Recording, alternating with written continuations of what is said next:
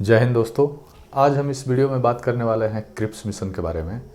Cripps mission क्या था, ये भारत में क्यों आया, इसके क्या उद्देश्य थे और क्रिप्स मिशन भारत आने के क्या कारण थे, एक एक करके इन सारे टॉपिक को हम क्लियर कर देंगे। आप इस वीडियो में लास्ट तक बने रहें।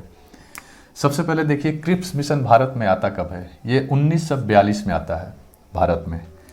देखिए, एक एक टॉपिक को यहाँ पे हम समझेंगे। पहले इसके आने का कारण हम पता करते हैं। यहाँ पे आप लोग देख रहे हैं जून 1941। जून 1941 में जर्मनी सोवियत संघ पे हमला करता है। 1942 दूसरे विश्व युद्ध का दौर है। 1939 में सेकेंड वर्ल्ड वॉर स्टार्ट हुआ था और 45 तक चला था, ये आप लोग याद रखिएगा। तो दूसरे विश्व युद्ध का दौर है। जर्मनी हमला करता है सोवियत संघ, यानी वर्तमान रसिया को हम कह सकते हैं, और सोवियत संघ को युद्ध में घसीट लेता है। फिर दिसंबर 1941 में जापान पर्ल हार्बर पे हमला करता है। पर्ल हार्बर अमेरिका नौसेना का कार्यालय था। बहुत हजारों सैनिक उसमें अमेरिका के मारे जाते हैं और जो पानी के जहाज होते हैं उन पे भी हमला होता है, तो वो डुबा दिए जाते हैं और काफ़ी ज़्यादा नुकसान होता है। इसी का गुस्सा अमेरिका जो परमाणु हमला करता है नागासाकी हिरोशिमा पे, वो आगे कभी बात किया जाएगा उस पर। फिर मार्च 1942 में जापान क्या करता है कि दक्षिण पूर्व एशिया पे आधिपत्य यानी अधिकार कर लेता है, यहाँ तक कि रंगून तक। अब दक्षिण पूर्व एशिया का मतलब, अगर ये भारत का मैप देख रहे हैं तो ये बंगाल की खाड़ी है, और यहाँ से आप आइएगा इधर तो जो द्वीप समूह है, म्यांमार, थाईलैंड, ये जितने भी द्वीप हैं, वहाँ तक जापान का अधिकार हो जाता है। अब देखिए इसमें आगे होता क्या है। जब रंगून तक जापान पहुंच जाता है दूसरे विश्व युद्ध में, तो ब्रिटेन जो है भारत को गुलाम बना के रखा था, तो ब्रिटेन को ये डर सताने लगा था कि अब जापान भारत पे हमला करेगा। ये डर होने लगा था। भारतीय लोग भी इससे चिंतित थे। इसको लेकर होता क्या है कि अमेरिका, यूएसएसआर यानी सोवियत संघ, अभी वर्तमान जो रसिया है, रूस है, और चीन, इन तीनों का दबाव होता है ब्रिटेन पर कि आप भारत का समर्थन प्राप्त कीजिए, किसी भी तरह दूसरे विश्व युद्ध में भारत से सहयोग लीजिए, नहीं तो जापान अब हमला करेगा हिंदुस्तान पे। इसी को देखते हुए ब्रिटेन, यहाँ शॉर्ट नाम लिखा हूं मैं, ब्रिटेन के जो प्रधानमंत्री थे उस समय चर्चिल क्या करता है कि एक सांसद को, जो मजदूर नेता होता है, उसका नाम होता है सर स्टैफर्ड क्रिप्स, इसको एक योजना देता है और भारत भेजता है। सर स्टैफर्ड क्रिप्स जो आता है वो 1942 में आता है, इसलिए जो मिशन लेके आता है, इसलिए इस मिशन का नाम क्रिप्स मिशन रखा गया था। यहां तक आप क्लियर हो गए। क्रिप्स मिशन भारत, ब्रिटिश प्रधानमंत्री चर्चिल भेजता है स्टैफर्ड क्रिप्स को कि आप इस मिशन को लेके भारत जाइए। बात करता हूं कि मिशन क्या क्या था।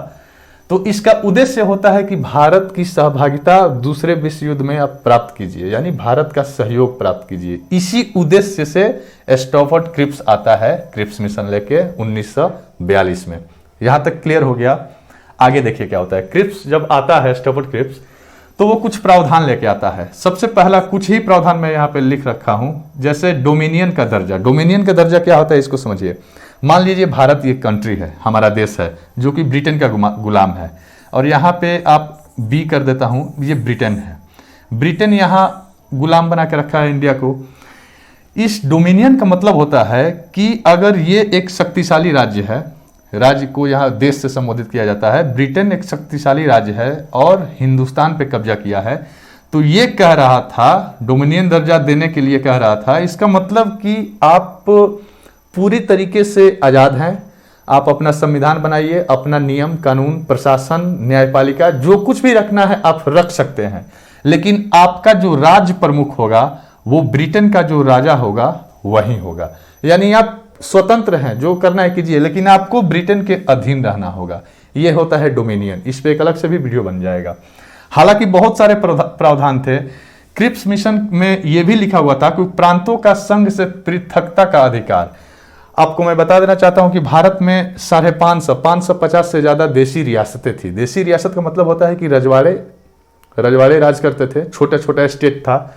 तो ये मिशन कहता था कि अगर जो राजा है, देशी रियासत है, वो चाहे तो अपना अलग संविधान बना सकते हैं, अलग कानून बनाए, एक अलग देश बना सकते हैं। मतलब देखिए कितना, मतलब ये प्रावधान लेके आया था कि आप अलग कानून बनाइए, अलग नियम बनाइए, जो करना है कीजिए, आप भारत के 50 टुकड़ा कर दीजिए, कोई दिक्कत नहीं है।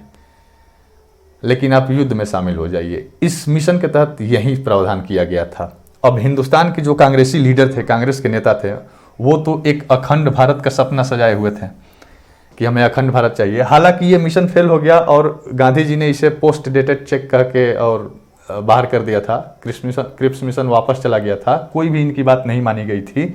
ये पृथकता का अधिकार का मतलब ये कहता था कि भारत जो अलग अलग रियासत में बटा हुआ है, आप अलग अलग रियासत में अलग अलग संविधान बना लीजिए, अलग अलग कानून बना लीजिए और अलग अलग देश भी बना सकते हैं। ये हिंदुस्तान को मंजूर नहीं था और इसके चलते यहाँ के जो कांग्रेसी लीडर थे वो उनको नकार देते हैं, खारिज कर देते हैं, क्रिप्स मिशन वापस चला जाता है। यहाँ पे लिखा है कि संविधान निर्मात्री परिषद। अब मान लीजिए कि कोई देश संविधान बनाता है तो उसे एक मंत्री परिषद चाहिए संविधान बनाने के लिए। वो कहता था कि चुनाव करके जो संविधान बनाएंगे, जो मंत्री परिषद होगा संविधान बनाने के लिए, उनका इलेक्शन भी होगा और जो भारत के रजवाड़े हैं वो भी अपने से सिलेक्ट कर देंगे कि ये हमारे तरफ से ये रहेंगे जो कि संविधान का निर्माण करेंगे। ये भी हिंदुस्तान को मंजूर नहीं था। मतलब जो क्रिप्स मिशन का प्रावधान था, सारे प्रावधान गलत थे, उल्टा सीधा लिख के सब लाया गया था और कांग्रेसी जो लीडर थे हिंदुस्तान में उनको ये मंजूर नहीं था और क्रिप्स मिशन फेल हो गया, वापस इसे लौटा दिया गया। यही क्रिप्स मिशन था। सिर्फ एक याद कर लेने से पॉइंट नहीं होगा कि क्रिप्स मिशन कब आया, तो 1942 में आया। इसके आने के कारण क्या थे, इसके उद्देश्य क्या थे, आप लोग अच्छे तरीके से मैं आशा करता हूँ कि समझ गए होंगे। यही क्रिप्स मिशन के बारे में था। और ये वीडियो, ये टॉपिक आपको अच्छा लगा हो तो आप लोग इसे लाइक करेंगे, शेयर करेंगे, चैनल को सब्सक्राइब करेंगे। आगे का भी जो टॉपिक होगा आधुनिक भारत से, वो मैं हर रोज़ कोशिश करूँगा कि एक वीडियो अपलोड हो जाए। वीडियो देखने के लिए धन्यवाद। जय हिंद।